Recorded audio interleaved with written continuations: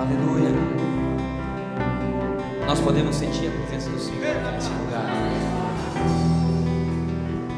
A presença do Senhor, ela tem se manifestado.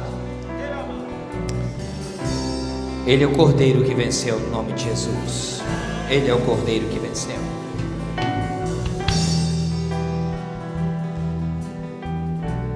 Há exatamente uma semana, nós estávamos aqui nesse culto e eu estava bastante, não seria a palavra impactado, mas bastante anestesiado, quem sabe, pelo que Deus vem feito nesses últimos dias. Nós temos visto que o Senhor, Ele tem derramado uma presença sobrenatural. Nós podemos sentir a presença de Deus de uma maneira muito intensa e muito verdadeira e muito real nesses últimos dias. Assim como nós fizemos na terça-feira passada aquela consagração, que era um período somente de oração e para que nós pudéssemos abençoar as pessoas através da rádio, e o Senhor fez um mistério tão grande aqui dentro que parecia que havia, não sei, centenas e centenas de pessoas aqui dentro orando e adorando. Quem esteve sabe do que eu digo. Na quarta-feira nós estávamos aqui e pela manhã já tinha passado um pequeno milagre. Se milagre se pode dizer que é pequeno, seria errôneo da minha parte dizer um milagre, porque na segunda-feira eu estava com a minha garganta cada vez mais infeccionada, já estava tomando remédio, porque tinha sido convidado para ministrar ali no 34º Batalhão para todos os recrutas. Eu dizia, Senhor, que linda oportunidade para falar sobre suicídio. Eu digo para o Senhor, Senhor, que linda oportunidade de poder falar para tantas pessoas, porque ali todos teriam que ouvir. Quantos recrutas? Praticamente 300 a 400 recrutas. E eu estava muito preocupado, porque eu conheço o meu organismo, e quando a minha garganta começa a inflamar, ela, de um dia para o outro, a voz desaparece, demora dias para recuperar. Então eu comecei a cuidar, o ar-condicionado me prejudica bastante nessa área. E na terça-feira de manhã, eu até cheguei a falar com o presbítero Carlos Silva, falei, presbítero, não tem como nós mudarmos essa data, porque eu sei que amanhã eu vou estar quase totalmente sem voz. E ele falou, não tem como, porque está vindo até mesmo algum pessoal, o coordenador do projeto em Curitiba, para participar, não tem como adiar. Eu falei, Senhor, eu preciso que o Senhor faça um milagre.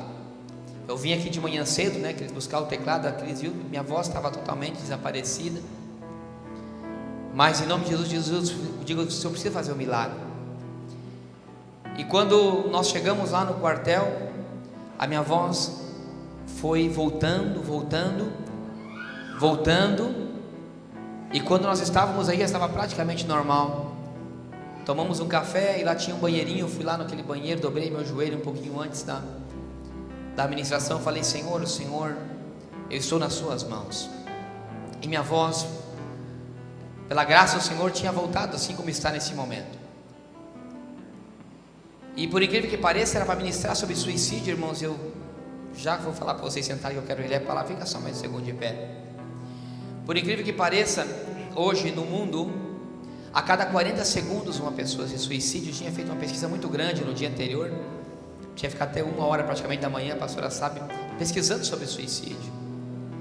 A cada 40 segundos uma pessoa se suicida no mundo, e no Brasil a cada 40 minutos. E eu, quando li aquilo, eu fiquei horrorizado, porque imagine que a cada 40 segundos no mundo e a cada 40 minutos no Brasil, uma alma está sendo levada para o inferno, porque uma pessoa que arranca a sua vida, nós sabemos que não serão salvas, porque somente o Senhor tem o direito de dar a vida e tirar a vida. E aquilo me tocou muito quando vi que a maioria dessas pessoas que se suicidam, elas têm entre 19 e 25 anos, quando uma pessoa está recém recomeçando essa vida. E comecei a levar essa palestra para esses recrutas ali naquele lugar, e a presença de Deus começou a inundar aquele lugar de uma maneira, porque não é uma igreja, era dentro do batalhão. Eu contava para a pastora, o pastor Carlos Alexandre, ele estava lá, ele deve ter compartilhado com a pastora, Eu não sei como, mas o Senhor começou a tomar aquele lugar e realmente estava totalmente dependente dele, e comecei a ministrar sobre a vida daqueles recrutas. E uma das coisas na pesquisa que me impactou foi que a maioria dos jovens de hoje, eles olham muito, são muito conectados com a internet, essa campanha Desconectados. Mas os jovens, eles são muito conectados, muito mais do que uma idade superior aos 30 anos, uma outra geração. E o que a internet nos passa, as redes sociais, principalmente o Facebook, o Instagram, passa que todos que estão ali são felizes. Vocês podem ver que todo mundo, ninguém posta tristeza, ninguém posta desgraça, ninguém posta os seus problemas pessoais. Ali eles só postam as suas alegrias. Ali eles postam pessoas com lindas casas, com lindos empregos, lindas viagens, lindos casamentos, lindos carros. Então as pessoas crescem admirando, olhando o modelo de uma vida que não é uma vida real. Então quando o jovem ele começa a levar uma vida real e começa a viver uma situação de uma vida real, ele vê que aquelas coisas não são a realidade, não começa a acontecer, ele entra num desespero, uma introspecção, ele diz: eu nunca vou ser feliz, e isso automaticamente começa a lhe encaminhar para um suicídio, porque eles não têm esse modelo de vida. Eu estava muito impactado com o que Deus fez lá naquele lugar, irmãos. Para concluir o pequeno milagre, vamos dizer assim, que quando acabou a ministração, minha voz sumiu. Deus recuperou minha voz somente naquele período que tinha que ser a ministração. Quando acabou, já na tarde já não tinha mais nada da minha voz, mas foi necessário somente para aquele momento. Mas o que isso tem a ver com hoje?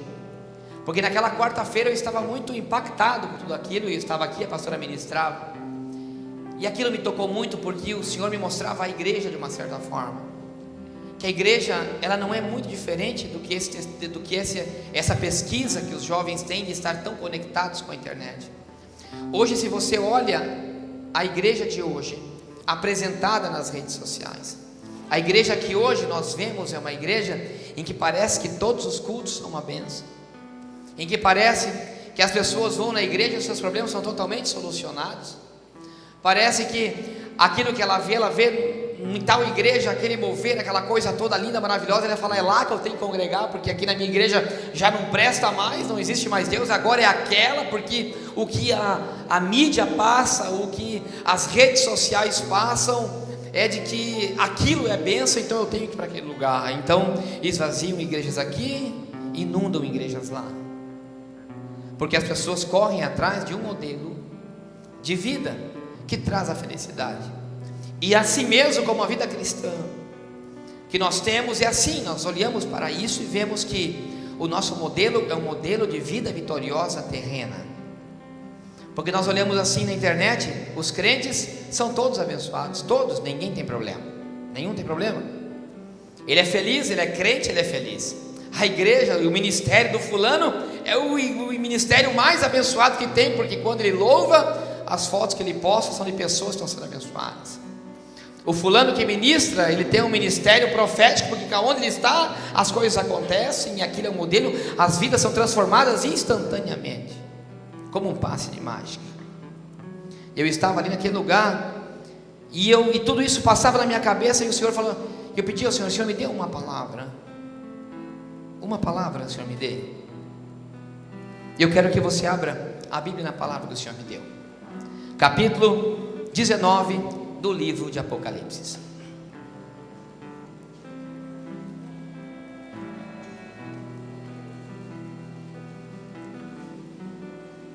Já vamos sentar. Pode colocar. Eu vou lhe pedir uma coisa. Nós vamos ler o capítulo 19 até o verso número 10, se foi o que o Senhor me deu, do 1 ao 10. Eu quero que você preste bem atenção, de um princípio até o fim, de todos esses versículos. Agora eu quero que você esqueça tudo que está à sua direita, à esquerda, criança que chora, que olha. Não, eu só quero que você, se você quiser ler ali, não sei qual é a versão que está ali, deve ser igual a minha, é a minha, igual a minha, então eu vou ler aqui. Eu quero que você preste bem atenção, porque hoje é muito pouco pregado o livro de Apocalipse, então quando você lê vai ser algo, quem sabe, um pouco estranho para você, mas eu preciso que você preste atenção por isso.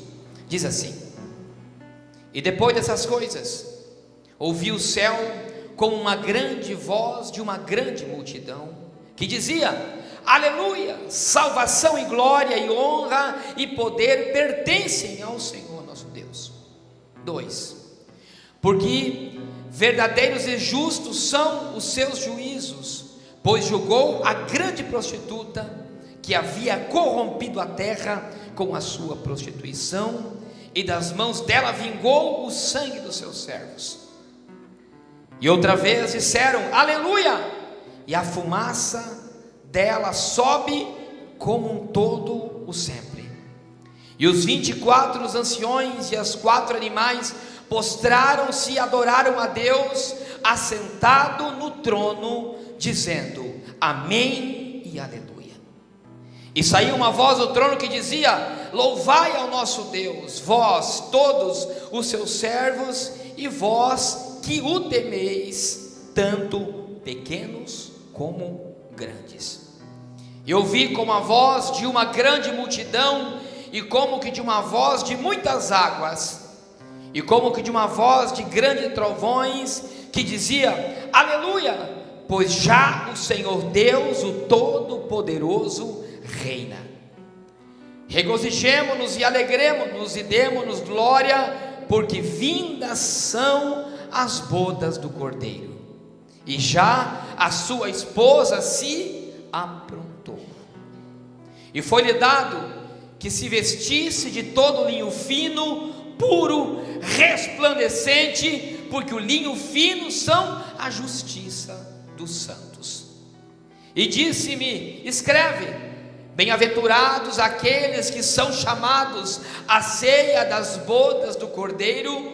E disse-me: estas são as verdadeiras palavras de Deus. E eu o lancei-me aos seus pés para o adorar, mas ele disse: olha, faças tal, sou teu conservo e de teus irmãos que têm o testemunho de Jesus. Adora a Deus, porque o testemunho de Jesus é o espírito de profecia. Amém? Feche seus olhos, quero fazer uma pequena oração. Pai, no nome do Senhor Jesus, quero te dar graças, Senhor, por esse momento, pela tua palavra. Quero te pedir, Senhor, que o teu Espírito Santo esteja, Senhor, tomando todo o meu ser aqui nesse lugar, Senhor, para poder transmitir o que o Senhor ha colocado e falado ao meu coração, Senhor, nesse dia. Me coloco, Senhor, mais uma vez à sua disposição, no nome de Jesus. E a igreja diz: amém. Pode tomar assento. O modelo de vida que nós temos, e assim como eu disse,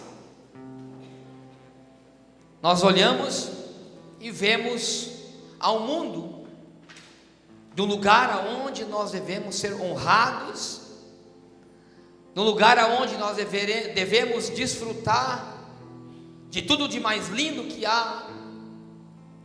O nosso casamento tem que ser o casamento mais perfeito. A nossa casa tem que ser a casa mais linda, e eu tenho que conquistar a minha casa própria. O meu carro tem que ser novo, 0 quilômetro, porque eu sou filho do rei. Eu não posso viver mal. Eu tenho que receber o melhor. A mim é destinado o melhor dessa terra.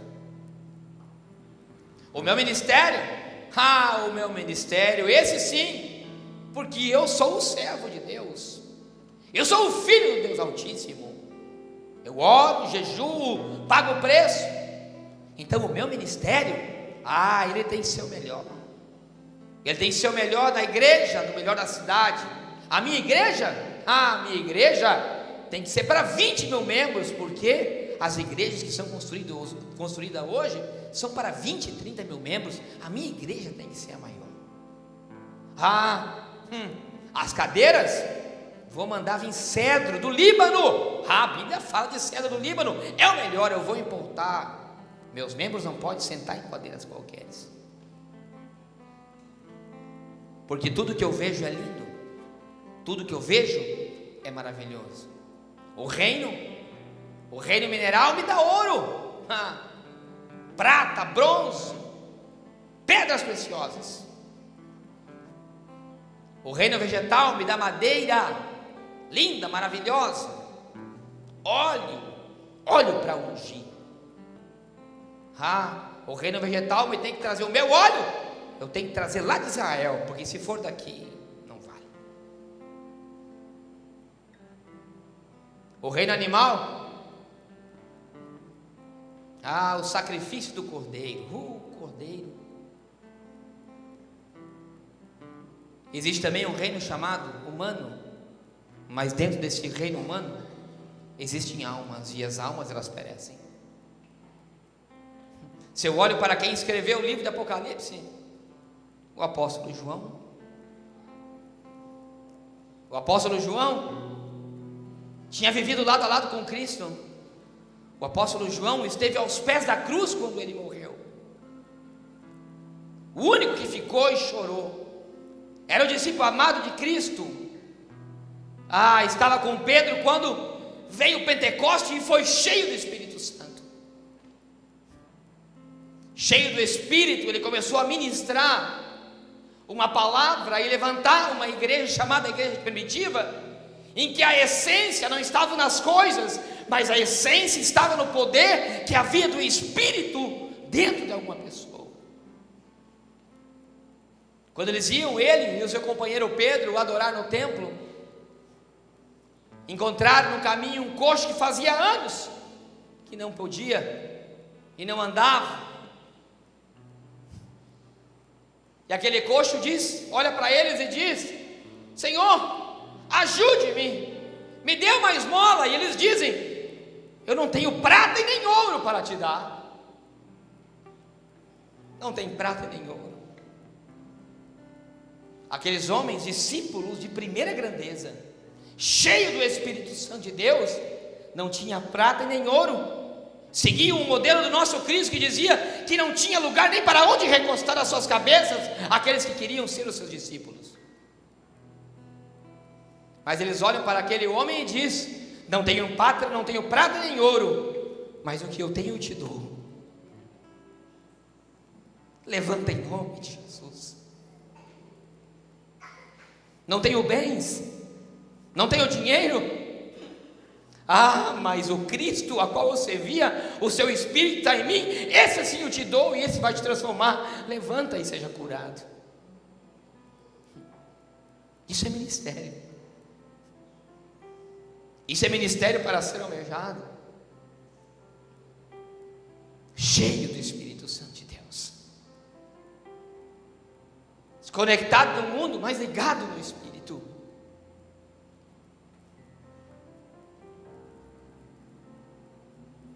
Se aquele homem se levantou e começou a seguir a João estava pagando um preço na ilha de Patmos. Por quê? Porque era um discípulo perseguido, sem prata, sem ouro, sem casa, mas fiel a Jesus. E eu falava para a minha esposa, eu dizia assim: amor, sabe o que está acontecendo? Que as pessoas têm medo de morrer. O crente tem medo de morrer. O crente está tão conectado com o mundo e com o que o mundo tem vendido, através de tantas imagens que você vê de modelo de felicidade, e que parece que ninguém tem problema, e para você não ter problema você tem que ser crente, porque é isso que vendem. Digo que as pessoas não querem sair desse mundo, elas não querem mais morrer, tem medo da morte. Você fala em morrer, meu Deus do céu, entregado uma profecia que alguém vai morrer, fica desesperado, que não seja eu, que não seja eu, que não seja eu, mesmo falando que Deus está recolhendo e que é uma pedra preciosa para o seu reino. Mas não, passa de mim esse cálice, não quero. Eu tenho muita promessa para mim cumprir ainda aqui. Não pode ser eu que sou se levado. Por quê? Porque nós estamos ligados a esse mundo. Sabe por que nós temos medo da morte? Porque nós vivemos uma vida terrena. Sabe por que nós temos medo da morte? Porque nós olhamos para o Apocalipse, para o final dos tempos, como uma desgraça, como ira, com taças de ira, com morte, com sofrimento, com perseguição ao crente, porque o crente não quer ser perseguido. Mas o modelo cristão inicial era de que ele seria perseguido. O medo, porque nós estamos conectados a esse mundo a cada dia mais e mais. Sendo que o livro de Apocalipse, que o Senhor revela a João, ele diz, quem sabe, meu querido João amado, pega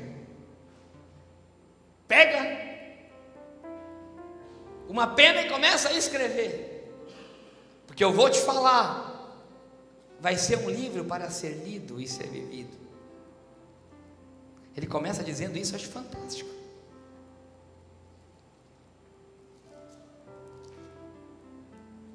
Ele diz assim, eu quero ler só o inicial.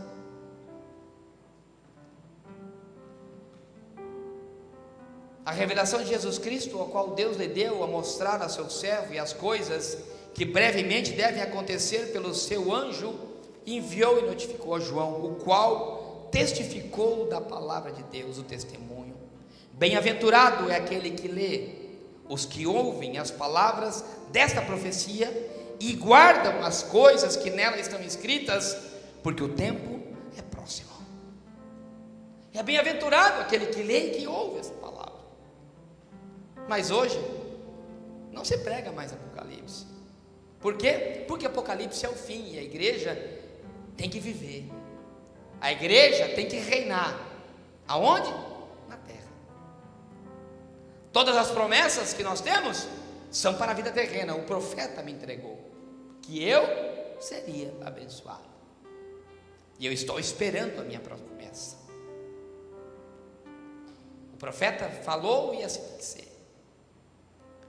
Mas o capítulo 19 do livro do Apocalipse, ele começa dizendo, e depois destas coisas ouvi o céu como uma grande voz de uma grande multidão que dizia, aleluia, salvação, glória e honra e poder pertence ao Senhor nosso Deus, porque os verdadeiros justos são os seus juízos, pois julgou a grande prostituta que havia corrompido a terra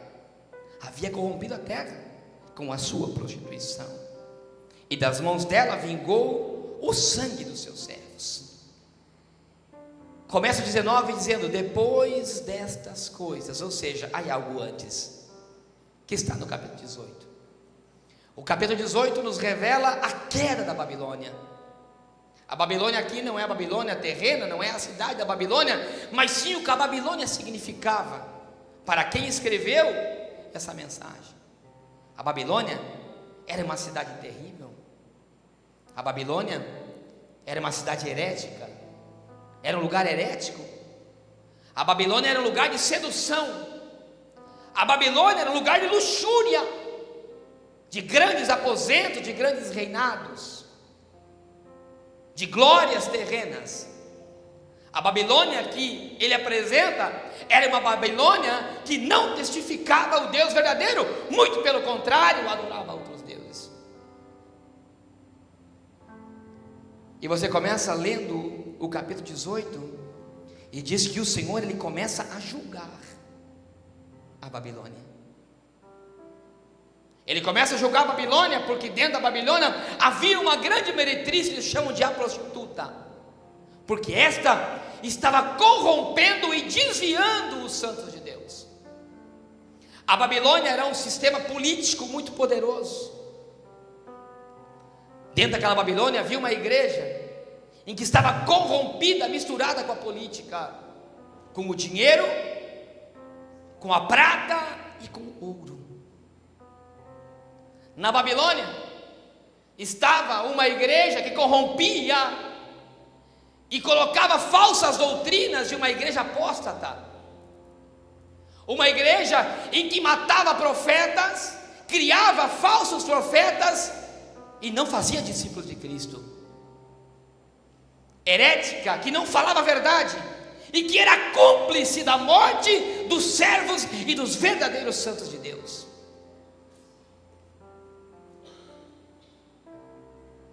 Só que chega o momento em que ele começa a desmembrar e diz que quando começa a destruir a visão que ele tinha da destruição da Babilônia,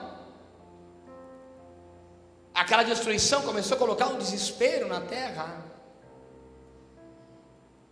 que era um lugar reconhecido. E se você olha o capítulo 11 para frente, 12 e 13, você vê esses 4 reinos que eu disse: o desespero da destruição do reino mineral, vegetal, animal e humano. Por quê? Porque diz o Senhor que Ele estava julgando aqueles que tinham destruído o princípio da igreja e o verdadeiro evangelho que Deus queria. Depois você lê o 18, você vai ver que fala dos mercadores que trabalhavam na Babilônia. Meu Deus, mercadores dentro de uma meretriz prostituta, que significava a igreja da época, que falava de reino terreno, que valorizava o ouro, a prata, a madeira, os cavalos, os cordeiros, e vendia os seres humanos e as almas como escravos. Essa era a Babilônia. E chega o momento no 19 em que Deus se levanta do trono e diz: chega! Quando você olha o trono de glória de Deus, e dentro do livro do Apocalipse existem inúmeras situações de trono, eu consigo ver que Deus sempre esteve no trono. Deus sempre esteve no trono e teve todas as coisas muito bem controladas nas suas mãos, observando, olhando o templo e o inimigo debaixo dos seus pés. Porque só foi necessário, na visão de João, que ele dá uma ordem aos seus anjos, e diz que um anjo desce e coloca um pé na terra e outro no mar. Uma ordem de Deus, somente uma ordem de Deus, ela muda toda a tua história. E quando eles leem, quando nós lemos isso, por isso que eu queria que você prestasse muita atenção, ele diz que ele está julgando, porque os verdadeiros justos e os seus juízos, pois julgou a grande prostituta que havia corrompido a terra com a sua prostituição. O que aquela igreja estava semeando era uma vida corrupta,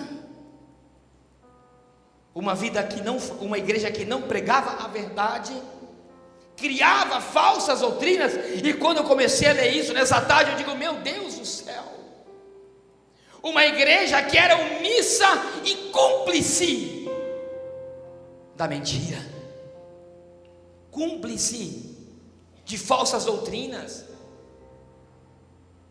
O Senhor estava julgando um sistema político, econômico, e uma igreja omissa e de falsas doutrinas.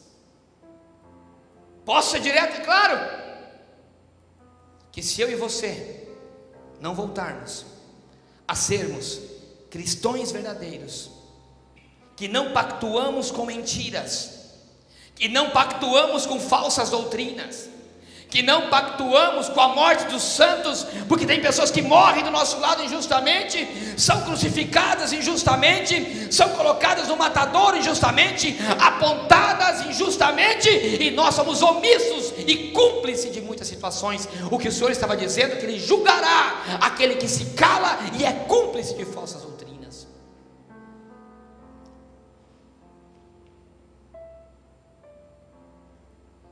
O Senhor julga, essa é a palavra do Senhor, julga o sangue dos justos que morreram porque pagaram um preço por um evangelho verdadeiro. Ei, seja sincero, aonde eu e você, como cristãos, aonde eu e você, como discípulos de Cristo, Aonde que nós nos encaixamos? Me diga. Eu estou te pregando a verdade, diz que Ele julgará a toda essa omissão e esse amor a essa Babilônia, que se é uma Babilônia simbólica, e ela é simbólica, ela parece perfeitamente a vida que nós levamos hoje e a igreja que hoje está dirigindo o cristianismo no mundo.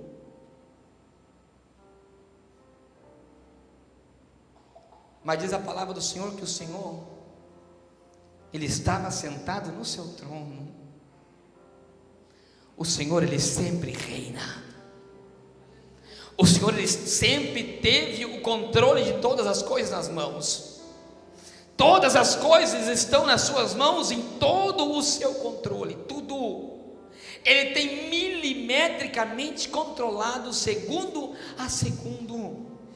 E haverá um dia em que Ele dará ordem aos seus anjos, e o Senhor vai vir e irá julgar a essa Babilônia, e virá julgar a essa igreja que é omissa. E diz a palavra do Senhor que quando Ele faz isso, Ele viu um som de muitas águas, e que essas muitas águas eram os santos que já tinham sido arrebatados. Porque enquanto, escute isso, enquanto que a igreja estava lá em cima sendo adornada, por isso que eu disse que você preste atenção, e diz no versículo 7, enquanto que havia regozijo, porque o Senhor já tinha arrebatado a sua igreja, o Senhor já tinha levado aos seus santos, enquanto a sua noiva estava indo para as bodas do Cordeiro, sendo adornada, ou seja, ela estava sendo colocada uma veste nova, uma veste limpa, aqueles que são a noiva do Cordeiro, que somos nós, a igreja, enquanto que ela estava sendo adornada, a prostituta aqui na terra estava sendo manchada com o sangue dos seus santos. A roupa dela era uma roupa podre, suja e negra, enquanto que aquele que é o santo, que estava lá em cima, estava recebendo uma veste branca de linho fino, assim como nós líamos no verso 8.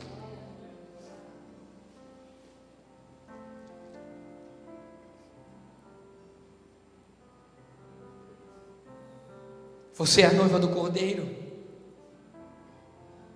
As suas vestes estão limpas. Quem sabe você está sendo chocado hoje aqui nesse lugar. Eu não estou te colocando medo, eu só estou te pregando a verdade. E deveria ser muito pregado essa verdade. E te dizer que esse modelo que é aí fora de cristianismo, vencedor para esse reino, pode ser que alguns recebam. E sabe o que me dói na alma? Escute o que eu vou lhe dizer. Quando alguém entrega uma profecia para alguém, diz assim: este ano a sua vida vai se transformar, pastor Sérgio. Este ano você vai ser honrado. Este ano Deus irá te exaltar o teu ministério. Casa, dinheiro, carro novo, eu vejo chave entregando nas suas mãos. Passa o ano, nada aconteceu. Sabe o que acontece? Alguém recebeu a profecia, ele diz assim: Deus mentiu. Deus nunca irá mentir, meu irmão, porque Ele é rei e está sentado num trono de glória. Sabe o que acontece? É que a igreja criou muitos falsos profetas que falam coisas da carne e entregam para um servo de Deus. Sabe o que me dói como pastor? É quando eu ouço que alguém se desviou da igreja por uma falsa profecia entregada. Quando alguém diz: não aconteceu, eu vou me desviar. Deus, aonde está o Deus que me disse que eu seria honrado? Deus nunca, escute o que Ele diga, meu irmão. O Senhor disse aqui para João: esta é o testemunho de Cristo e a verdadeira profecia. Esses santos, esses estão dizendo aqui que pagaram um preço de sangue. Quem sabe você esteja sofrendo, pagando um preço pela tua fidelidade a Deus. Eu quero dizer, continue com a sua fidelidade a Deus. Não dê ouvido para falsos profetas, não dê ouvido para falsas profecias. A única profecia que você verdadeiramente deve acreditar, a que está aqui, a que um dia Deus irá julgar aos santos, e eles serão salvos e serão a noiva do Cordeiro. E os falsos, destino da Babilônia, o destino da prostituta, da meretriz, daquela que leva inúmeros para o mau caminho, está dizendo essa palavra. Aonde que está o destino desses? O tormento eterno. Eternamente diz que será o sofrimento daqueles. Eterno será o sofrimento. Não é que eles vão morrer, simplesmente morrer. Não, sofrerão eternamente. Mas os fiéis aonde estarão?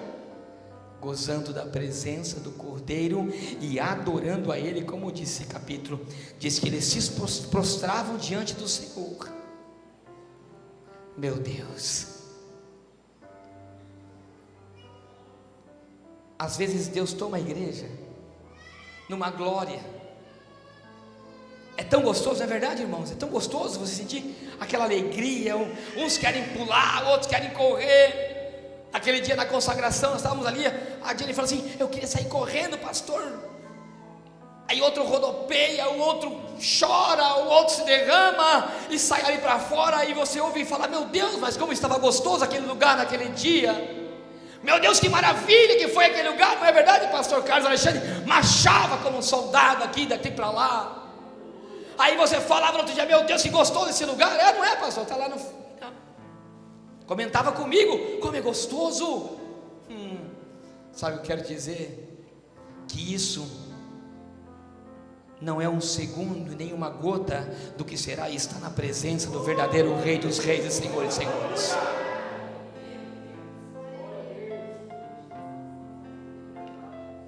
Para mim trazer essa palavra, hoje de manhã eu orava aqui nessa cadeira. Eu falei: será, Senhor? Eu dizia a Deus: se é o Senhor falando, confirma comigo. Aí a irmã Cecília orando, dizia: Senhor, eu quero ir para o céu. Não é verdade, irmã Cecília? Deus, eu quero ir para o céu. Eu diga: Senhor, fala, continua. É o Senhor que está falando. Ela dizia: eu quero ser salva. Era a oração que ela dizia aqui. E eu orava ali.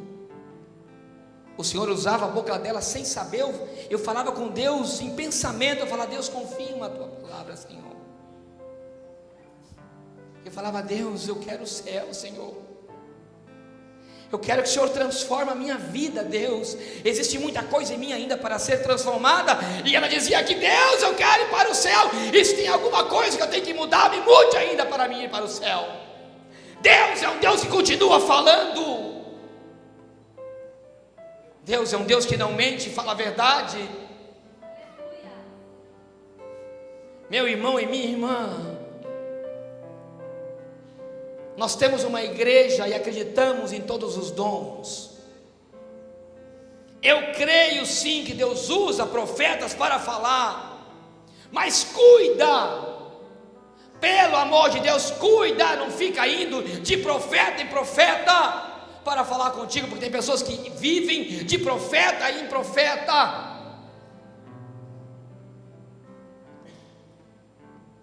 Tem pessoas que viajam quilômetros porque diz que lá tem uma profeta que Deus revela. Meu Deus, eu digo que falta de madurez espiritual. Por que tem que fazer quilômetros, gastar dinheiro, combustível, perder tempo para ouvir um profeta falar? Se você pode dobrar o seu joelho e Deus responderá a sua oração. Deus vai usar a pessoa que está do teu lado sem você saber, para dar a resposta que você verdadeiramente precisa ouvir. E não deixar a dúvida, porque ela não sabe da tua vida, nunca te viu. Porque você pode falar com Deus somente no teu pensamento, porque Ele está dentro de você e Ele conhece todas as suas situações, todas. Ele conhece todo o seu sofrimento, todo o preço que você paga. Esse é o Deus que eu e você servimos. Um Deus de verdade, um Deus de justiça, um Deus que vai ver todas as suas lágrimas, todas as injustiças que você passa aqui nessa terra. Ele está vendo lá, e naquele dia todas as coisas serão vistas e colocadas à luz, diz esse livro da profecia. Todas. O Senhor te trouxe aqui nessa noite, eu tenho que terminar. E para você que me ouve pela rádio, pela internet, que o Senhor, Ele quer se revelar para você. Essa é uma palavra de revelação para a sua vida. E eu disse: Pai, eu quero ser como João. Eu dizia para o Senhor aqui essa manhã, eu orava contritamente, dizia: Senhor, eu quero que o Senhor se revele na minha mente, dentro de mim. Eu não quero ser enganado. Eu não quero ser enganado por ninguém. Eu quero que o Senhor me direcione, que o Senhor me guie em todos os meus caminhos. Porque eu já tinha lido no dia de ontem essa passagem, e eu digo: Senhor, eu não quero fazer parte dessa igreja prostituta de hoje, que se corrompe por dinheiro. Eu não quero fazer parte desse sistema político e econômico em que as pessoas se vendem por uma posição econômica melhor. Não, eu não quero fazer parte disso. Eu quero fazer parte de uma igreja verdadeira e que prega a verdade até os seus últimos detalhes. Não quero ser uma igreja herética, e nem eu ser um servo de Deus herético. Por quê? Porque sim, eu quero ser chamado como a noiva do Cordeiro e não como a prostituta.